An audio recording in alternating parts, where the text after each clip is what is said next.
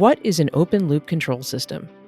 An open-loop control system is a control system in which the control action is completely independent from the output of the system. The most common characteristic of an open-loop control system is that it does not use feedback to determine whether its input has achieved the desired output. This is why it's also known as a non-feedback controller.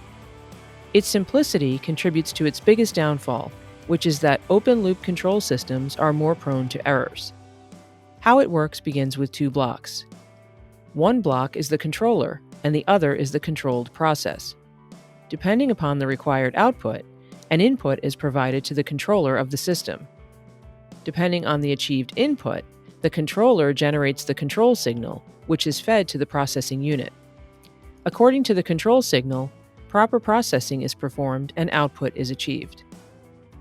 Though this system is prone to errors, it still assists multiple applications thanks to its simplicity. These systems are used in applications where feedback is not important, predominantly on-off switching applications.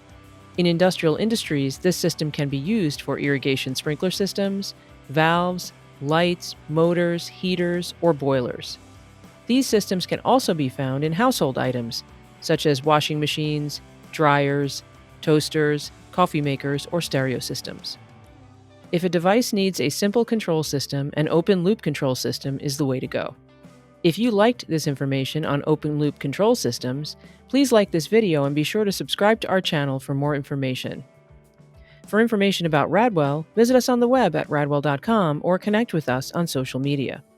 Thanks for watching!